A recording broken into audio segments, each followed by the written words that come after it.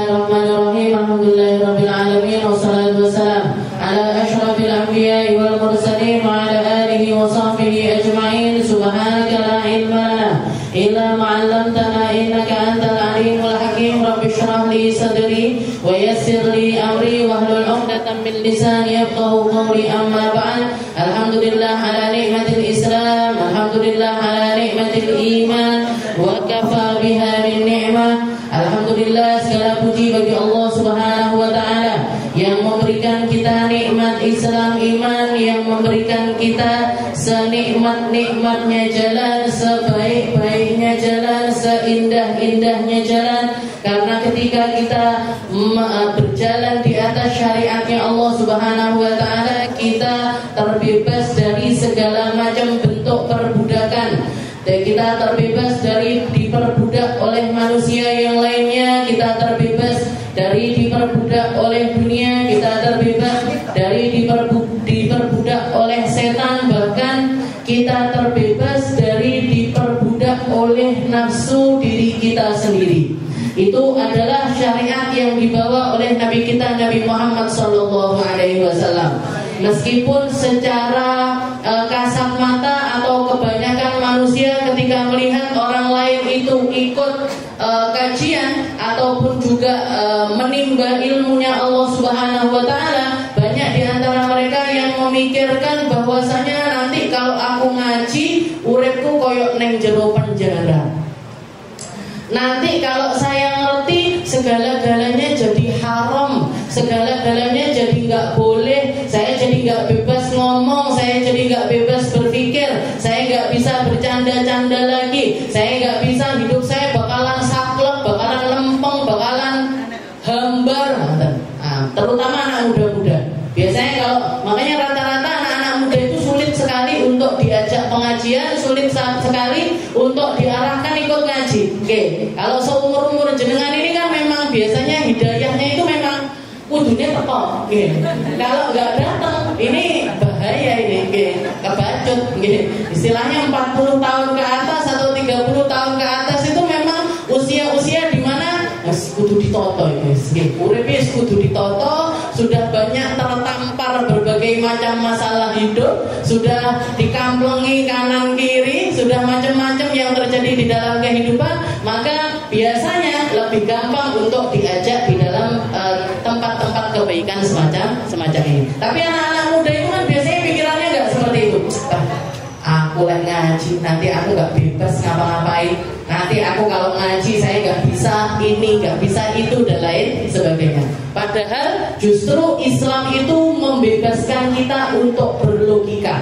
Islam itu membuka peluang selebar-lebarnya orang untuk berpikir. Jangan baca di dalam Al-Quran berapa banyak ayat yang mengatakan kepada kita, yang mengajak kita, afala ta'qilun, afala tatafakkarun, afala tubsirun. Apa kalian nggak melihat? Apa kalian nggak mendengar? Apa kalian nggak memikirkan? Apa kalian tidak berakal? Sama Allah Ta'ala justru kita itu diajak berpikir sebebas mungkin. Maka silahkan bicara, silahkan bicara, silahkan melihat, silahkan mendengar, silahkan meresapi ataupun mengkaji segala kajian. Karena kalau kita belajarnya itu benar, bukan hidup kita yang terkekang, tapi nafsu kita yang dikekang. Bukan hidup kita yang dikekang, tapi keadaan hidup kita yang memang naik levelnya, sehingga segala sesuatu itu kita akan menimbang-nimbangnya untuk melakukan. Ngomong ini apik apa ndak ya? Delok ngene apik apa ndak ya? Ngedengerin ini bagus apa enggak ya? Ada manfaatnya enggak untuk diri saya? Kira-kira untuk dunia saya nyelamatin saya apa enggak? Atau untuk akhirat saya nyelamatin saya apa enggak? Jadi banyak orang memikirkan dengan cara yang semacam itu sebelum mencicipi rasanya duduk di tempat-tempat semacam ini. Padahal ketika kita semakin tahu dan semakin tahu, hidup kita malah justru semakin berwarna. Napa mboten? Jenengan habis kenal majelis ketemu Ustaz Halimah. Jenengan setelah majelis diketemukan sama Habib Segaf. Jenengan setelah majelis ketemu sama ulama ini, ini spesialisasinya sholawat, ini spesialisasinya fikih, ini spesialisasinya tentang kewanitaan, ini bagian cinta-cinta. Yang didelok jadi semakin baik, yang didengar jadi semakin baik. Jadi cuman pindah aja sebenarnya. Kalau dulu keluar duit misalkan, dulu jenengan sebelum ngaji keluar duit. Sekarang setelah ngaji itu duit dia. Tapi kalau dulu keluar di tempat-tempat yang mungkin nggak terlalu penting, tapi sekarang kita masukkan harta kita di tempat-tempat yang penting. Jadi istilahnya sebenarnya hidup kita itu sama aja, cuman dengan datangnya syariat itu lebih diatur, lebih ditata, lebih diperbaiki sama Allah Taala sebagaimana sebagaimana Allah Taala menatanya untuk Nabi kita Nabi Muhammad Sallallahu Alaihi Wasallam. Kalau di dalam riwayat itu kalau kita melihat sejarah hidupnya Nabi Muhammad secara luas, bukan secara sempit, bukan tentang satu atau dua materi, tapi secara gamblang tentang kehidupannya beliau secara keseluruhan. Bahkan kalau kita lihat Nabi Muhammad itu hidupnya penuh dengan keindahan. Nangisnya beliau indah, sholatnya beliau indah, puasanya beliau indah, interaksinya beliau dengan orang muslim, dengan orang non muslim, dengan orang tua, dengan anak muda, dengan perempuan, dengan laki-laki, semuanya menjadi sesuatu yang sangat-sangat indah. Dan itu sama sekali tidak mengekang kehidupannya Rasulullah Shallallahu Alaihi Wasallam. Nabi Muhammad itu sering ajak para sahabat, yuk dolan berburu, healing istilahnya. Orang sekarang jangan healing dulunya paling ke pantai, paling ke gunung, senang ke gunung mau saya bayanginnya harus kesel, Jadi healingnya ke tempat-tempat semacam itu. Sekarang healing juga, kemana? Ziarah, sowan-sowan ke ulama-ulama, sowan-sowan ke tempatnya orang-orang baik yang masih hidup ataupun yang sudah meninggal dunia. Jadi istilahnya cuma ganti cara aja, tapi hidup kita itu sebenarnya sama. Rasulullah itu sering, bahkan ada sebagian sahabat perempuan, termasuk diantaranya adalah Ummu Sulaim. Ummu Sulaim ini semenjak Nabi Muhammad pindah ke negeri Madinah, katanya Ummu Sulaim, Nabi Muhammad di Madinah saya tinggal di Madinah, Nabi Muhammad keluar kota saya selalu ngintili Nabi. Saya selalu ngintili Rasulullah SAW. Nabi Muhammad keluar kota, saya ikut keluar kota. Nabi Muhammad perang, saya ikut perang. Nabi Muhammad lagi pergi kemana, saya ikut. Bahkan pernah katanya Ummu Sulaim itu, pernah ketika saya itu pergi ikut safar bersama Nabi, ikut perjalanan bersama Nabi Muhammad, Ummu Sulaim itu lagi hamil besar. Jadi hamil 9 bulan ikut pergi sama Nabi. Ketika perjalanan pulang, ini ja'athul makhad, datang ini kayak rasa-rasa kontraksi mau lahiran itu terasa. Ini saya kayaknya mau lahiran di tengah jalan sebelum nyampe ke negeri Madinah. Maka ditekan sama beliau, perutnya ini tadi ditekan. Setelah itu ngomong sama bayinya, nak, saya ini, ibumu ini adalah orang yang pengennya ngikuti Nabi Muhammad kemanapun. Nabi Muhammad lagi di Madinah, saya ikut. Nabi Muhammad di luar kota, saya ikut. Maka jangan lahir dulu sampai kita nyampe ke Madinah. Jangan bayangkan, apa yang naik motor ibu? Bayi, ojo lahir sih. Nabi Muhammad masih repot ini, masih perjalanan. Nanti ya lahirnya ketika kita nyampe ke negeri Madinah, langsung diam bayinya. Langsung diam bayinya. Begitu nyampe ke Madinah, begitu nyampe ke negeri Madinah, langsung kontraksi lagi, beliau lahiran. Dan begitu lahir bayinya, langsung nyuruh suaminya untuk bawa bayi yang masih merah ini tadi ke hadapannya Rasulullah Sallallahu Alaihi Wasallam. Dibawa ke hadapan Nabi, ditanya sama suaminya, kenapa kok tak bawa ke hadapannya Nabi ini? Kenapa? Katanya Ummu Sulaim, saya pengen sesuatu yang pertama kali masuk ke dalam mulut anak saya ini bukan sesuatu yang lainnya, bahkan bukan ASI ibunya, tapi air liurnya Nabi Muhammad Sallallahu Alaihi Wasallam. Ditahnik sama Nabi. Ditahnik sama Nabi Muhammad punya kurma atau madu, sesuatu yang manis-manis dimasukkan ke mulutnya beliau, dimasukkan juga ke mulut bayi tersebut. Dikatakan anaknya ini tadi punya anak lagi, orang-orang Madinah mengatakan dari salah satu putranya Ummu Sulaim ini punya anak lagi, jadi istilahnya cucu jadi penghafal Al-Quran, yang mengamalkan Al-Quran, jadi pengajar-pengajar di masjidnya Nabi Muhammad SAW. Fara'aitu sab'ata auladi Ummu Sulaim, katanya para sahabat yang lain, saya melihat 7 putranya Ummu Sulaim, dari anaknya yang pertama kali ditarik sama Rasulullah ini tadi, barokah dari liurnya Nabi, barokah dari kesungguhan ibunya, barokah dari iman yang menancap di dalam diri mereka. Itu anaknya dikasih hadiah sama Allah Ta'ala, bukan 1, bukan 2, 7 orang anak, 7 orang cucu yang semuanya menjadi penghafal Al-Quran, jadi ulama-ulamanya Allah Ta'ala, dan jadi pengajar-pengajar di masjidnya Nabi Muhammad SAW.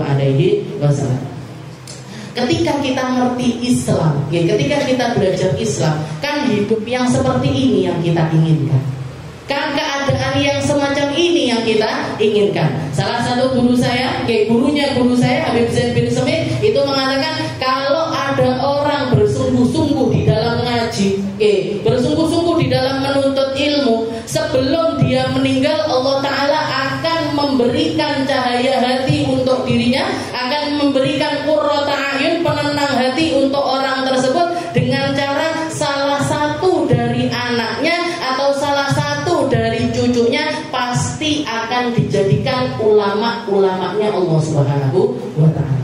Mungkin anak-anaknya jenengan, mungkin cucu-cucunya jenengan, jadi imam-imam masjid, jadi muadzin, jadi orang-orang yang mensyiarkan agama Islam, menjadi orang-orang yang berpegang teguh dengan agamanya Allah Subhanahu wa Ta'ala. Saya wis kaset bisa enggak apa-apa jenengan kaset ritek.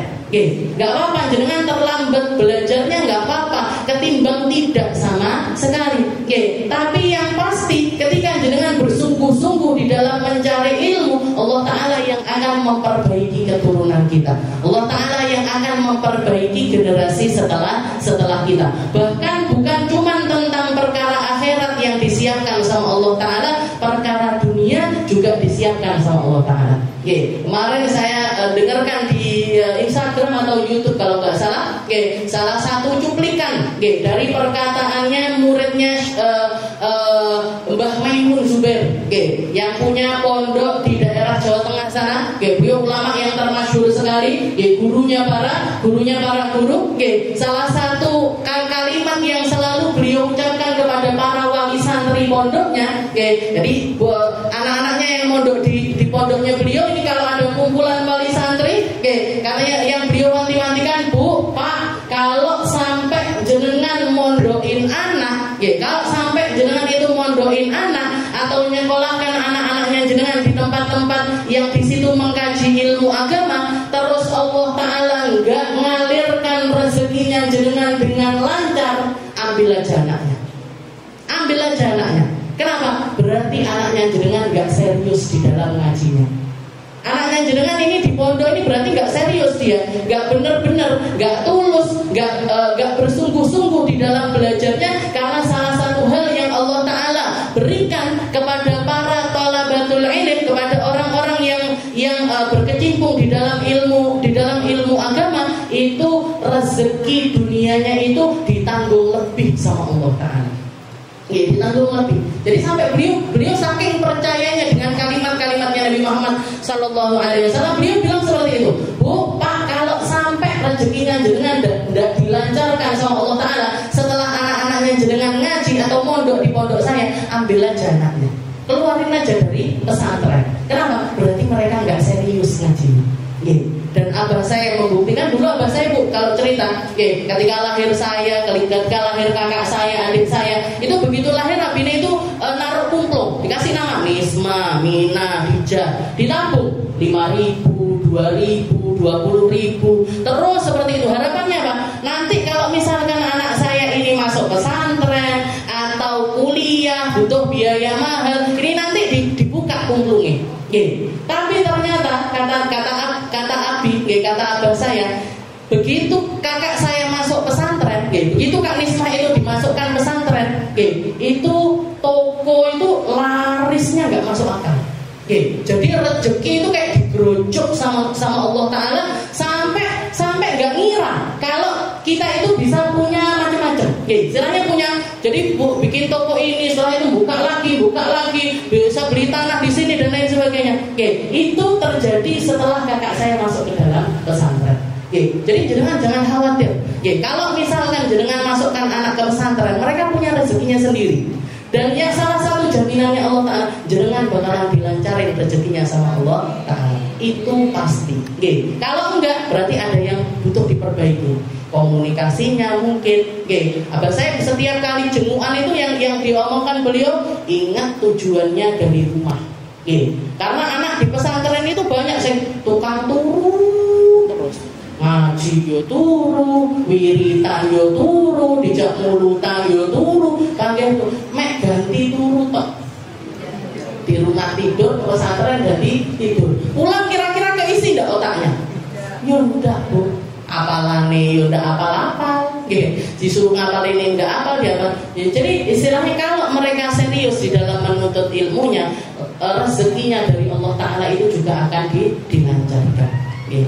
Kita masuk ke dalam pembahasan kita di dalam kitab Sulamut Taufiq ila an qala al-mu'allif rahimahullahu ta'ala wa nafa'ana bi ulumi fid darain amin faslun wa min ma'asil batal aklu riba wal muksu wal ghasbu was sariqah wa kullu ma'khudhin bi muamalatin harramaha syara'. Jadi ini pasal tentang maksiatnya perut, tentang sesuatu yang harus kita waspadai di dalam perkara yang masuk ke dalam perut kita, dalam perut anak-anak kita, dalam perut keluarga kita. Jadi menghindari perkara yang haram, menghindari makanan yang haram, itu sesuatu yang harus wajib untuk dihindari. Enggak bisa enggak. Enggak bisa enggak.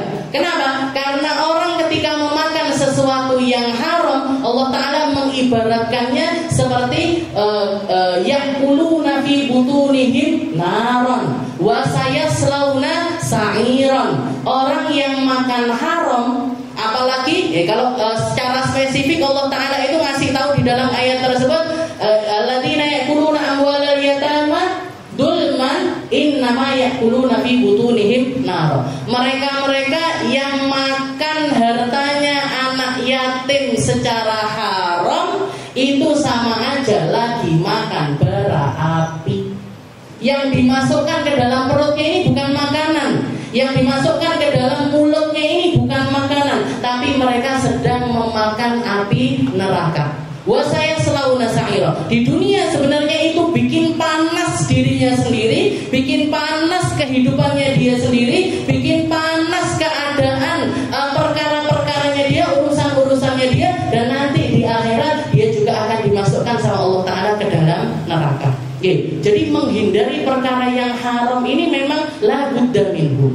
Memang sesuatu yang harus. Ndak iso ditawar, Bu. Titik mosok ndak oleh misalnya. Ndak oleh. Saupil misalkan, gimana? Nggak boleh. Jadi mengusahakan sesuatu yang halal, menghindari sesuatu yang haram, itu sesuatu yang memang harus kita lakukan. Jadi jangan sampai terkontaminasi sama perkataannya orang-orang yang mengatakan, golek sing haram ae angel, apa nek sing halal. Nauzubillah min dzalik. Jangan sampai istilahnya kemakan sama omongan-omongan yang semacam ini. Jadi mengusahakan sesuatu yang halal, bekerja dengan baik, itu sesuatu yang memang harus untuk kita lakukan. Jadi dikatakan di sini faslun wa min ma'asil batun aklur riba. Termasuk maksiatnya perut yang pertama kemarin sudah kita bahas, makan riba. Makan sesuatu yang di situ itu sifatnya terkandung riba di dalamnya. Riba ini apa? Riba itu adalah kita ngambil untung, kita ngambil untung dari muamalah harta. Muamalah maliyah, muamalah harta. Terus setelah itu di situ ada kelebihannya atau ada nominal di atas nominal yang lainnya, maka itu semuanya masuk ke dalam riba. Dan biasanya transaksi riba ini terjadinya di utang piutang atau jual beli perhiasan emas. Jual beli perhiasan emas itu enggak kecuali harus kontan. Kontan halan iyat biat. Jadi harganya setara. Harganya setara. Setelah itu transaksi transaksinya itu cash, waktu itu juga, dan yad biyad. Jadi transaksinya itu tangan dengan tangan. Ini emasnya, ini duitnya. Nggak boleh dicicil, itu nggak boleh. Jadi nggak boleh istilahnya saya belanja emas, harganya berapa? 1 juta. Dicicil berapa kali? 10 kali, nggak boleh. 11 kali nggak boleh. Jadi cicilan emas itu nggak boleh. Nyicil emas itu nggak boleh. Jadi kalaupun misalkan mau beli emas ya kudu cash. COD emas juga nggak boleh, Bu. COD emas, tahu cewek. Jangan beli emas lewat online. Sekarang kan sembarang-barang dijual online. Bahkan berambang bawang berjualan online sekarang. Jadi ada orang misalnya jualan emas, jangan belanja di toko oren atau toko hijau, belanja emas, jangan transfer uangnya, dikirim emasnya, walaupun memang benar-benar datang, sesuai dengan apa yang kita harapkan, tapi itu hukumnya adalah haram. Transaksinya masuk ke dalam transaksi riba. Jadi kalau jenengan adalah pedagang emas, di situ ada aturan khusus dari Allah Subhanahu wa taala. Kenapa sih kok emas ini diribetkan sama Allah taala di dalam transaksinya? Karena memang harganya itu naik turun. Jadi sehari pagi ini mungkin harganya 1 juta sekian, nanti siang belum tentu segitu, nanti sore belum tentu segitu, besok belum tentu segitu. Jadi karena naik turunnya ini tadi selalu berubah-ubah, maka transaksinya nggak boleh diundur-undur. Nggak boleh diundur-undur. Jadi kalau untuk transaksi emas itu harus halan yad biyad wa bi thamanil mithl. Jadi harga yang sama, harga sekian, jadi emas, duit juga gitu. Kayak misalkan kalau mau lebaran itu kan biasanya ada banyak orang jualan duit. Nah itu haram itu. Nggak boleh.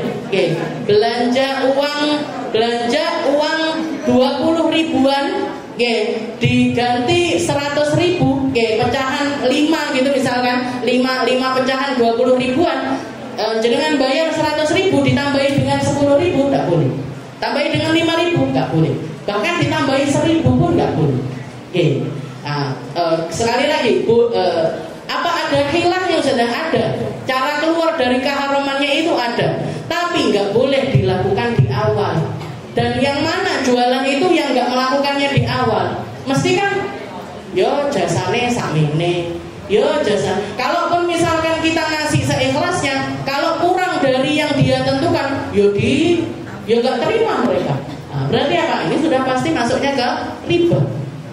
Jadi kalau transaksi uang, transaksi dolar, misalkan dolar pakai rupiah atau rupiah pakai real dan lain sebagainya, itu harganya harus setara di waktu itu, hari itu, cash, dan tangan pakai tangan.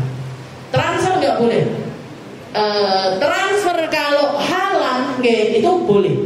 Transfer kalau di saat itu ketemuan depan-depan boleh. Tapi kalau misalkan dikirim terus ininya nanti mungkin setengah jam lagi, 15 menit lagi, 10 menit lagi, nggak boleh. Itu semuanya masuk ke dalam kategori riba. Masuk ke dalam kategori riba. Yang kedua, makan upeti. Makan upeti ini untuk pemerintah, berarti. Jadi kalau misalkan rakyat bayar pajak, itu adalah sesuatu yang kalau memang diwajibkan sama negara, maka kita wajib untuk membayarnya. Wajib untuk membayarnya. Tapi pemimpin ini ketika mengelola harta pajak dengan cara yang nggak benar, maka mereka sedang memakan sesuatu yang haram.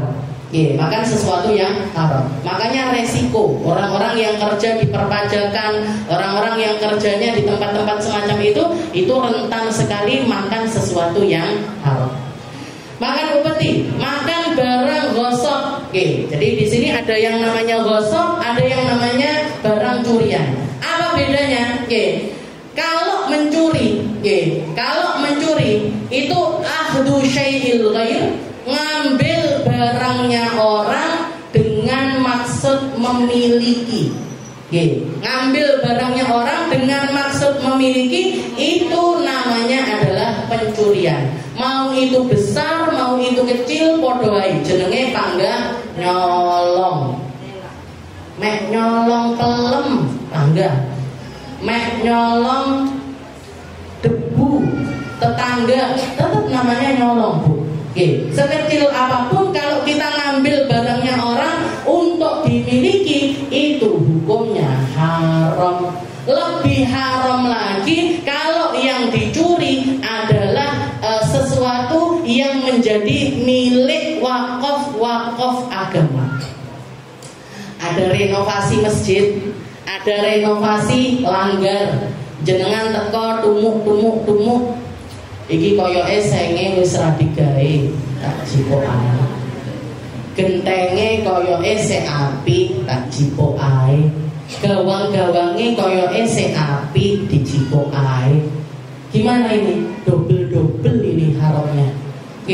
Double ini haramnya. Kenapa? Karena di situ karena yang ada di dalam kepemilikan masjid, langgar, musola itu semuanya ada wakafnya orang lain. Ada wakafnya orang lain. Nyuri barangnya orang aja sudah dosa besar, apalagi nyuri barang-barang wakaf semacam itu. Semua yang sudah diwakafkan harus tetap kembali ke tempat wakaf tersebut. Harus dipakai untuk kemaslahatan tempat wakaf tersebut. Tidak boleh diselewengkan ke tempat-tempat yang lainnya. Ada orang ke masjid misalkan karena tahu di masjid ini ada buka bersama setiap Ramadan, ada orang datang bawa piring-piring.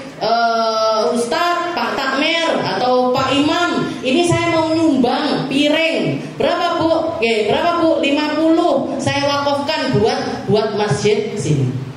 Saya wakafkan buat masjid ini. Dipakai buat ngeladeni orang-orang yang berbuka di masjid ini. Jenengan melok maem. Piring kok apik. Piring kok apik. Kumpulke ae lah. Dibawa pulang. Nah, kalau niatnya mau ngambil itu namanya pencurian. Tapi kalau kok apik sesuk tak ngladeni bojoku sarapan. Bermula tak balik nih. Dari situ saya kembalikan. Bawa pulang ke rumah, dipakai ngeladeni. Jadi malam misalkan buat sahurnya, piringnya apik anyar di masjid. Punyanya masjid, dipakai sahur bersama. Gimana ini hukumnya? Hukumnya adalah ghosab. Mencuri hukumnya haram, ghosab juga hukumnya haram. Podo-podo harame, Bu. Jadi kalau ghosab ini apa? Ghosab itu ngambil barangnya orang bukan untuk memilikinya, tapi untuk mengambil kemanfaatan dari barang tersebut. Ngambil kemanfaatan dari barang tersebut tanpa seizin dari pemilik barang tersebut. Tanpa seizin dari pemilik barang tersebut, maka itu hukumnya adalah ghosab. Ada ghosab yang diperbolehkan, ada. Jangan minjem barangnya orang tapi tanpa izin orang tersebut, tapi masih dibolehkan di dalam syariat. Minjem kepada siapa? Kepada orang-orang yang kita tahu kalau dia itu pasti ridho dengan apa yang kita lakukan. Ma'ulima biridho. Orang-orang yang kita ketahui mereka bakalan ridho. Jangan mau keluar masjid, mau keluar dari majelis ini tadi, digoleki sandalku kok ketumpuk-tumpuk. Oh, itu ada sandal teman saya, tak pinjem dulu aja lah. Buat sekedar kemana misalkan, tuku soto apa piye. Tapi jenengan tahu itu sandalnya siapa? Sandalnya temannya jenengan. Nah, itu dipinjam beli soto sebentar, nanti balik lagi ke sini. Gimana itu hukumnya? Boleh. Boleh kalau kita tahu pasti orangnya itu ridho ketika kita pinjam. Tapi kalau sandalnya kok api-api, pokoknya sing dia lah digawe tuku soto, itu namanya ghosab. Ketika kita belum meminta halal dari apa yang kita pinjam, hukumnya tetap ghosab, hukumnya tetap menjadi sesuatu yang haram. Ada salah satu imam namanya Abu Yazid Al-Bustami. Abu Yazid Al-Bustami ini ulama yang tersohor. Beliau itu dari kecil sudah dididik baik sama orang tuanya, dididik zikir, dididik Al-Quran, dididik melakukan perkara-perkara yang baik-baik lah, istilahnya seperti itu. Jadi mulai sudah merasakan nikmatnya orang berzikir, nikmatnya orang melantunkan bacaan-bacaan pujian-pujian kepada Allah Subhanahu wa taala. Sampai suatu saat itu dia ngerasa, loh, ini kok ada beberapa saat pikiran saya biasanya nikmat sekali, ini jadi gak nikmat. Jadi kerasa capek, jadi kerasa bosen, jadi pokoknya gak ada nikmat-nikmatnya. Ya, kesel gitu istilahnya. Ketika zikir itu capek dia. Akhirnya diinget-inget, aku nyapo, apa ada makanan yang masuk yang salah. Jadi pertama kali, orang-orang baik itu pertama kali yang dilihat apa yang masuk ke perutnya. Diinget-inget sama dia, gak ada yang salah, gak ada yang gak benar dari apa yang dia makan. Maka Abu Yazid ini tadi marani ibu datang ke ibunya, nanya sama ibunya, Bu, jenengan itu dulu ketika hamil saya pernahkah makan sesuatu yang nggak benar? Atau ketika menyusui saya pernahkah makan sesuatu yang nggak benar? Didereng lah ibu, ya wis lali, mungkin 10-20 tahun yang lalu atau 30 tahun yang lalu. Diingat sama ibunya, kata ibunya, oh pernah sekali. Ketika aku masih hamil kamu, aku datang ke rumah tetangga. Di rumah tetangga itu ada makanan berserakan. Saya ngambil ada satu biskuit kue Qadra'un mulah itu segini loh Bu. Satu ruas jari. Bukan satu jari, satu ruas jari. Saya ambil tanpa izin dari tuan rumahnya, tak ambil, tak makan. Wong jenenge wong meteng melek, pengen cepet-cepet makan. Saya makan, saya ambil, saya makan tanpa izin dari yang punya rumah. Katanya Abu Yazid Al-Bustami, kayaknya karena itu. Sepertinya karena itu, Allah Ta'ala ngambil ladzatul dzikir minni, ngambil lezatnya zikir itu dari diriku. Itu sepertinya karena efek dari makanan yang gak benar, yang sudah menjadi laham, yang sudah menjadi daging ataupun juga darah di dalam diriku. Maka ibunya langsung pergi ke tetangganya, nyeritakan tentang hal tersebut. Tonggone dhewe paling wis lali, 20 tahun yang lalu, dan pastinya bakalan dihalalkan. Diceritakan sama ibunya, dia minta maaf, dia minta halal. Begitu ibunya pulang, dia nyoba, Abu Yazid ini nyoba untuk berzikir lagi, dan sudah kembali lagi ladzatul dzikir fi nafsi. Jadi di dalam dirinya itu kembali lagi ini warok kelas tinggi. Tapi istilahnya kalau kita mungkin nggak nyampe untuk nyampe ke derajat itu nggak nyampe. Tapi yang pasti pelajaran yang pasti ketika kita dengarkan hal-hal semacam ini, kita tahu pasti bahwasanya orang-orang dulu, orang-orang baik mau dulu ataupun sekarang, mereka itu orang-orang yang sangat-sangat menjaga apa yang mereka makan. Yang masuk ke dalam dirinya, yang masuk ke dalam keluarganya, yang masuk kepada orang-orang yang mereka cintai. Karena itu sangat ngefek dengan keadaan akhirat mereka. Di dunia bahkan sudah ngefek sebelum di akhirat. Jadi Nabi Muhammad SAW mengatakan, kullu lahmin nabatan min suhtin fannaru aulabi. Semua daging yang tumbuh dari sesuatu yang haram, neraka lebih pantas buat tempatnya dia. Jadi makanya makan kudu pilah-pilah sekali. Barang gosok haram, barang curian sekecil apapun itu juga sesuatu yang haram. Selain itu yang kelima, makan setiap yang diperoleh dengan cara yang diharamkan agama. Jadi makanan haram itu hukumnya haram, kayak babi, alkohol dan lain sebagainya, itu sesuatu yang haram. Dan makanan yang dicari dengan cara yang haram itu juga hukumnya adalah haram. Makanya dia kudu ngati-ngati. Kerja itu sesuatu yang ibadah. Kerja itu kalau niatnya benar, caranya benar, dia akan bernilai ibadah di sisi Allah Subhanahu wa Ta'ala. Tapi butuh dua hal ini. Niatnya harus benar. Bukan niat memperkaya diri, bukan niat untuk sekedar ngumpulin harta, tapi niatnya dia untuk ngangkat derajat diri, biar nggak minta-minta, biar nggak direndahkan sama orang lain, biar bisa nyukupi kebutuhan-kebutuhan rumah tangga. Nah, niat-niat yang benar seperti ini itu menjadi sesuatu yang wajib. Setelah itu yang kedua, caranya juga harus benar. Kerja itu caranya juga harus benar. Kalau kita jadi bos, ya kudu dadi bos sing bener. Jadi bos yang benar itu gimana? Karyawan-karyawannya harus kita kasih kesempatan mereka untuk ibadah wajib. Oke. Jadi kalau misalkan masuk waktu zuhur, kasih kesempatan sholat zuhur. Kalau masuk waktu asar, kasih kesempatan sholat asar. Kalau hari Jumat, karyawan laki-lakinya kasih kesempatan untuk melaksanakan sholat Jumat. Bahkan kalau bisa diwajibkan. Oke. Yang jadi karyawan di toko saya wajib sholat 5 waktu, wajib Jumatan. Wajib Jumatan bagi laki-laki. Nah, itu menjadi sesuatu yang harus dimiliki, kriteria yang harus dimiliki oleh para bos. Jadi jenengan dadi bos, kudu dadi bos yang seperti itu. Kalau perempuan kalau bisa pakai nutup aurat, jilbaban, karyawannya ini terserah mereka nanti di luar kantor atau di luar tempat kerja mereka buka jilbab lagi, terserah. Tapi yang pasti ketika ada di bawah naungannya jenengan, mereka ini harus nutup aurat secara baik. Walaupun istilahnya memaksakan di dalam hal itu istilahnya menjadi sesuatu yang harusnya dilakukan oleh para bos. Jadi masalah sholat, masalah penutupan aurat. Nah itu kalau jadi bos harus jadi bos yang semacam itu. Kalau jadi karyawan, kalau jadi pekerja, ya harus jadi pekerja yang baik.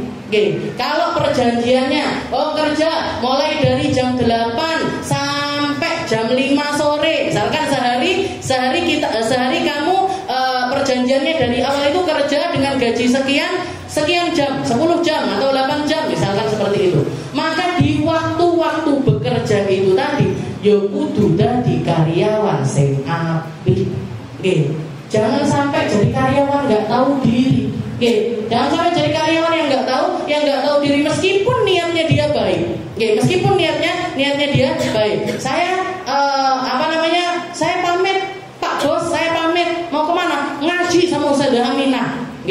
Berapa lama? 2 jam di sana. 2 jam di sana. Nah, kalau misalkan dia keluar dari tempat kerja, setelah itu digantikan dengan waktu yang lain dengan seizin dari bosnya, nggak masalah. Tapi kalau bosnya nggak ngizinin, jangan Bu. Jangan sudah berkomitmen untuk bekerja di satu tempat.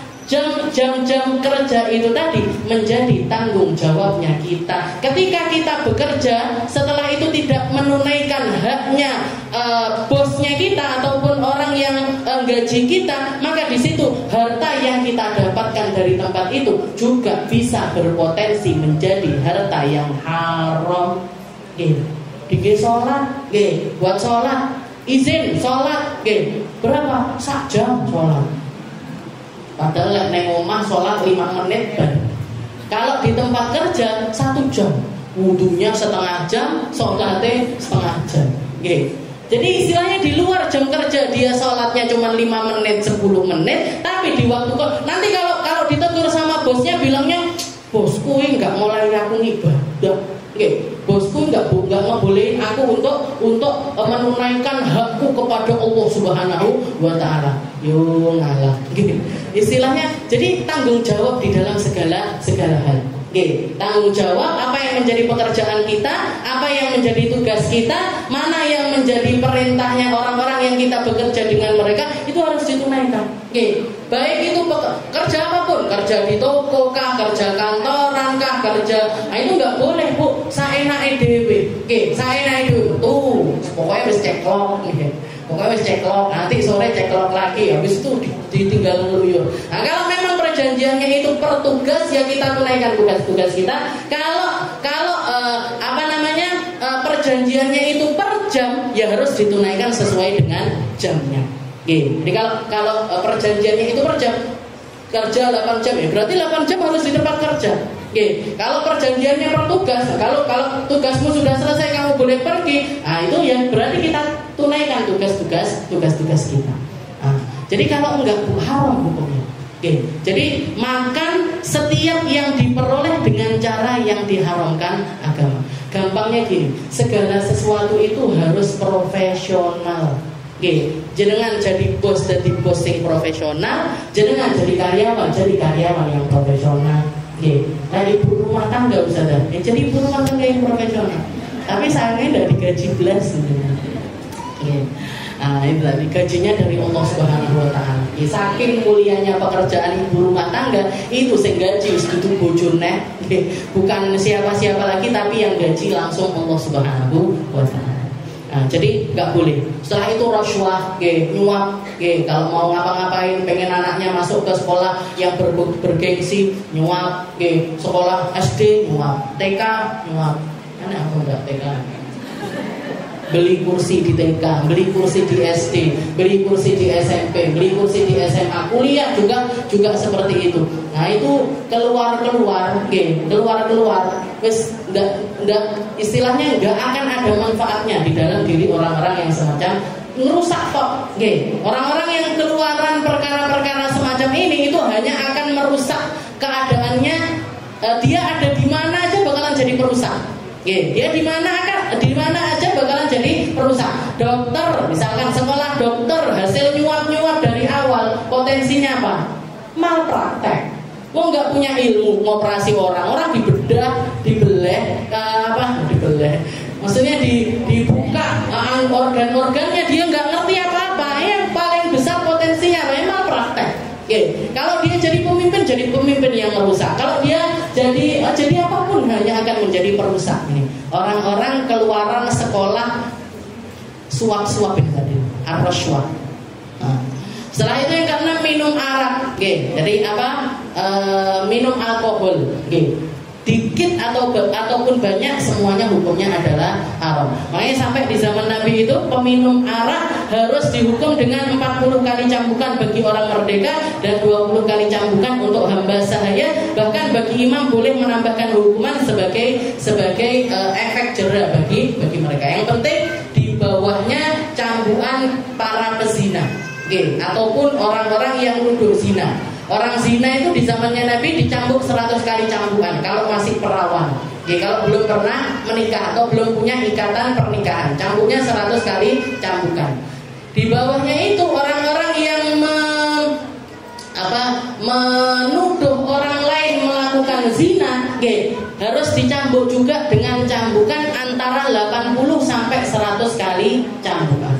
Nah, untuk para peminum khamr itu hukumannya adalah dicambuk di bawah itu, di bawah 80 kali mulai dari 40 sampai 80. Jadi imam atau pemimpin itu boleh nyambuk mereka di atas 40 kali cambukan. Tapi yang boleh melakukannya adalah pemerintah. Tidak oleh duit kalau wong mabuk langsung dipecuti 100 kali, nggak boleh.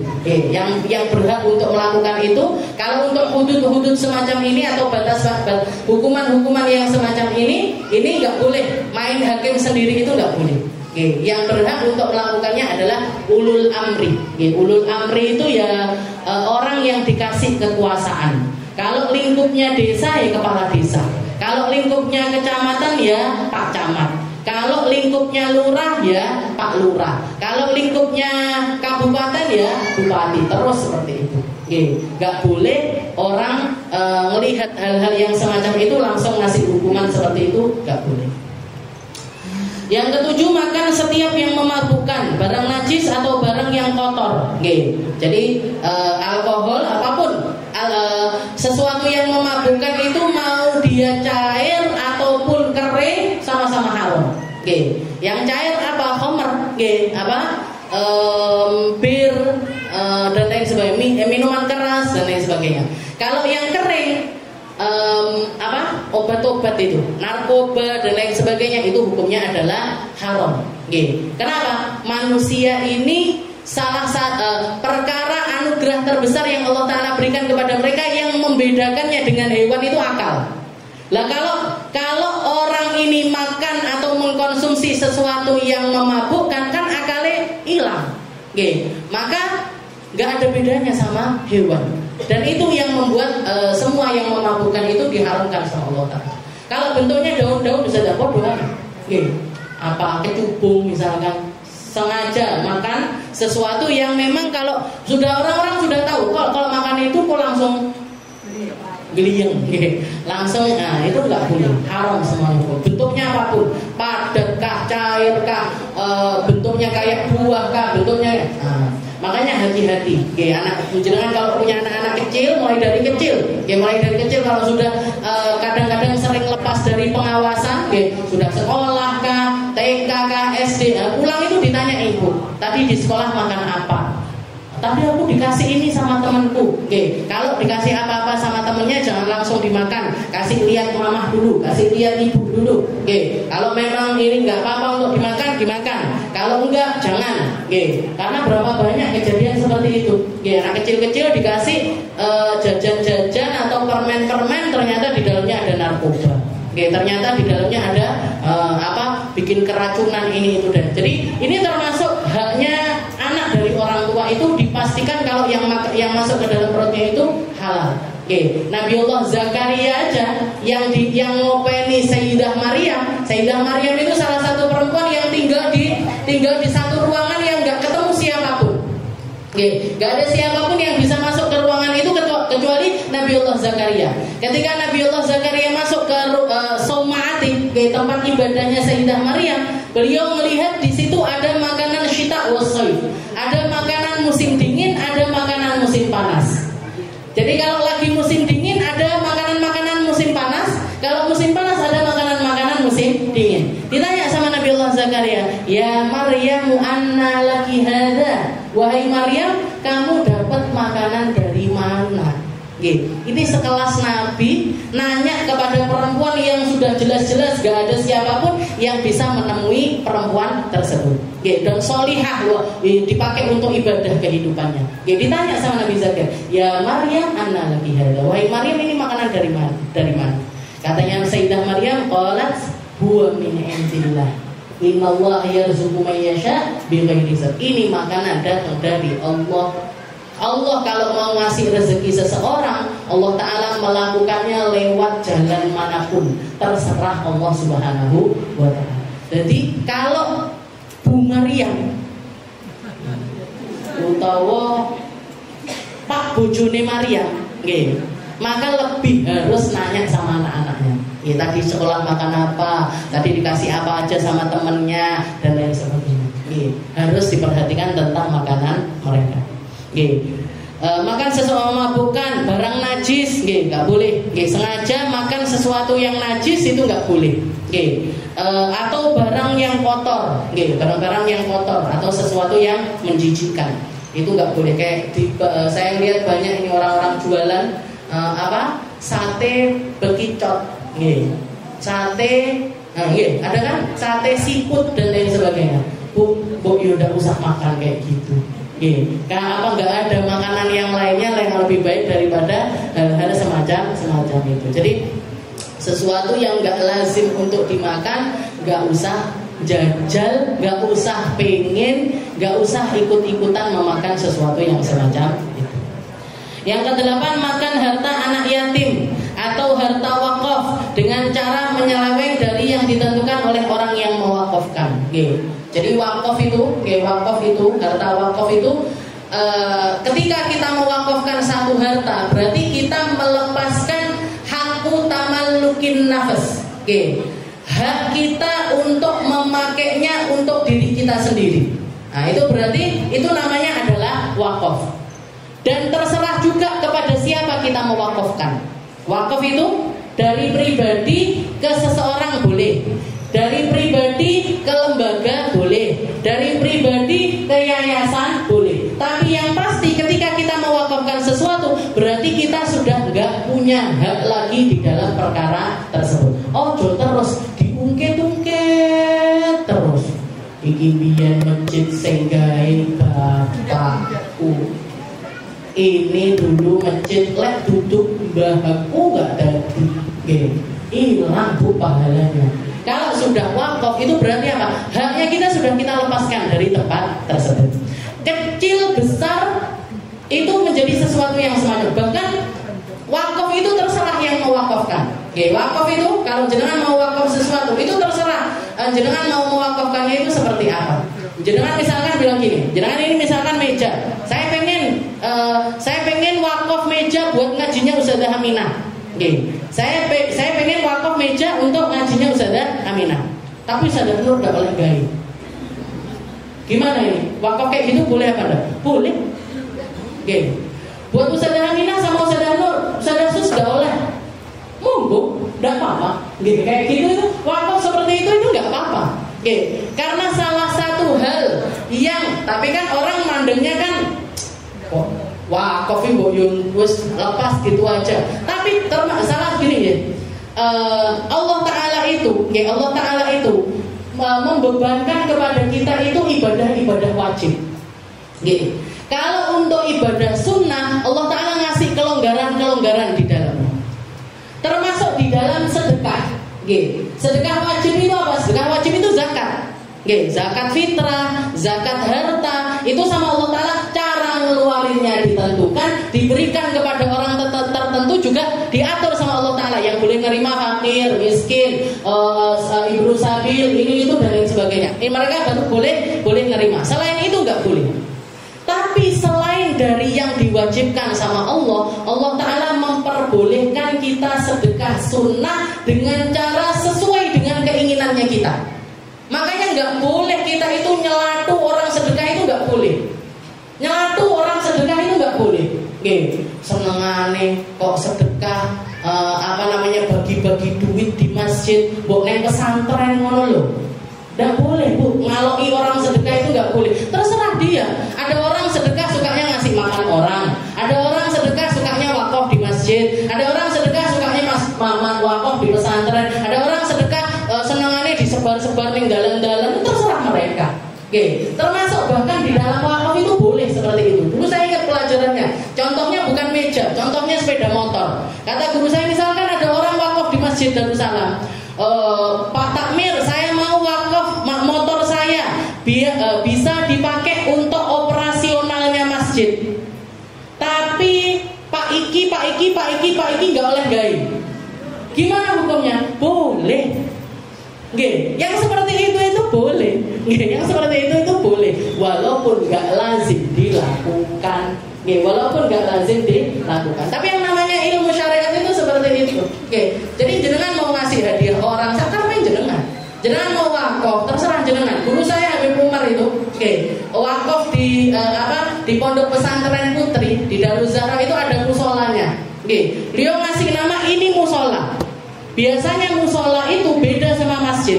Kalau masjid orang haid gak boleh masuk, orang junub gak boleh masuk. Tapi kalau musola, haid junub masih boleh masuk. Tapi Habib Umar bikin peraturan, ini namanya musola, tapi perempuan haid, perempuan junub gak boleh masuk ke sini. Gimana jadinya? Ya sudah berlaku, ditulisi musola Daruz Zahra dan boleh dimasuki sama orang haid, orang haid ataupun orang junub. Jadi seperti itu. Jangan wakaf masjid misalkan atau musola. Kabeh sak kampung oleh mlebu masjidku. Tapi Pak Kui tidak oleh mlebu. Gimana hukumnya? Boleh. Dan orang-orang itu harus naati. Kenapa? Karena wakaf itu terserah sama yang mewakafkan. Diwakafkan musola jadinya musola, diwakafkan masjid jadinya masjid, diwakafkan untuk kemaslahatan umat, dipakai untuk kemaslahatan umat. Jadi tidak oleh nyelatu wong sedekah sakarpe. Wong sugih jenengan kalau ngeliat orang kaya sedekah sakarpe, terserah mereka. Mau di model apa, mau dibentuk gimana, mau ditata seperti apa, terserah mereka. Karena itu bukan ranahnya kita untuk mengkritisi. Makan harta anak yatim, harta wakaf dengan cara menyeleweng dari yang ditentukan oleh orang yang mewakafkan. Termasuk juga yang sering terjadi, orang-orang yang diamanahi untuk nyembelih hewan kurban. Nah, ini juga kudu hati-hati itu. Gak boleh mentang-mentang nyembelih langsung nyimpen 10 kilo. Dileboknya freezer romain, karena untuk bilahi. Nah ini gimana hukumnya? Haram. Hukumnya adalah haram. Jadi sewajarnya, sesuai dengan aturan atau sesuai apa yang disepakati di dalam badan tersebut. Dan yang terakhir, makan barang yang didapat dari jalan malu atau yang memberi karena malu atau takut. Nah, maka ini hati-hati. Oke, jangan ada kumplong keliling ini tadi. Oke, setiap minggu kan ada kumplong keliling. Ada kotak sing di internet. Oke, itu jenengan masukinnya Bu. Oke, masukinnya jangan sampai cuman gara-gara malu. Jangan sampai cuman gara-gara takut. Wedi dipentelengi pengurus, padahal pengurusnya tidak tahu menteleng. Wedi didelok Ustazah Aminah, saya nggak tahu delok jenengan mau ngelebokne berapa pun di tempat tersebut. Oke, jadi terserah, tapi jangan sampai masukinnya itu cuma gara-gara malu atau cuma gara-gara takut. Oke, takut saya nggak masukin itu takut, atau malu saya kalau nggak masukin. Kenapa? Kalau jenengan masukkan ke situ, kita pakai beli jajan masuk ke perutnya salah satu dari kita, oke, itu bisa jadi hukumnya jadi haram. Oke, jadi terserah jenengan mau masukin 1000 kah, klitik 500 kah, terserah. Oke, terserah jenengan. Insya Allah nanti kalau masalah makanan mesti, bahkan kalau kita lihat sampai sekarang ini nggak sisa uang kasnya kita. Oke, nggak sisa. Jadi ini makanan dari kita, untuk kita dijaga bersama. Oke, jangan sampai masukinnya gara-gara malu, jangan sampai masukinnya gara-gara takut. Biar apa? Biar masuknya ke perut kita juga jadi makanan yang berkah. Oke, berkah, bisa bikin ibadah, bisa dipakai untuk melakukan perkara-perkara yang baik. Oke, jadi nyari harta lewat jalan malu itu termasuk sesuatu yang diharamkan sama Allah Ta'ala. Jadi pengemis itu, orang-orang yang minta-minta itu, kalau bukan mereka ini untuk kebutuhan yang mendesak bagi mereka, maka hukumnya jadi haram. Minta-minta, dingin kok, dingin tuku motor NMAX, dipakai untuk beli motor NMAX. Sing ngekei numpak Honda Beat, sing jaluk-jaluk numpak NMAX. Ya kan viral kapan itu. Jadi yang minta-minta di jalan-jalan itu, dijemput naik NMAX, diantar naik NMAX, pulang naik NMAX. Sing ngekei yang gini, naiknya motor Honda Beat. Jadi gimana ini hukumnya? Haram. Haram. Minta-minta itu boleh. Minta-minta itu diperbolehkan, istilahnya kalau untuk pribadi pun sebenarnya tetap hukumnya itu bisa masuk ke ranah haram. Kecuali kalau memang dia itu kalau nggak makan, kalau nggak minta hari itu dia bakalan mati. Jadi sampai 3 hari, sampai seminggu nggak ada yang masuk ke perutnya. Dia sekedar minta untuk apa? Biar nggak lapar, untuk memenuhi kebutuhan hidupnya dia. Nah, itu masih diperbolehkan.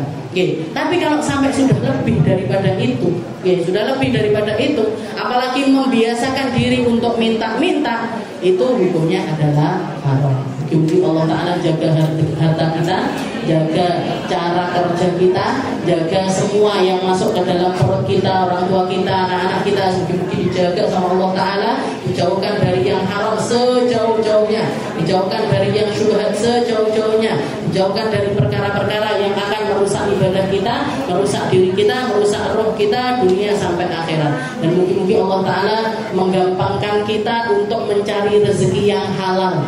Insyaallah disokne kabeh rezekine sama Gusti Allah. Dari yang rezekinya di langit diturunkan, dari yang rezekinya di tanah dikeluarkan, yang rezekinya dari atas bawah, depan belakang, mungkin datang semuanya ke kita dalam keadaan yang halal, barokah, manfaat, bisa dipakai untuk melakukan perkara-perkara yang diridhoi oleh Allah Ta'ala. Ala hadhihi niyah wa ala kulli niyatin shalihah wa ila hadratin Nabi Muhammad sallallahu alaihi wasallam bisirril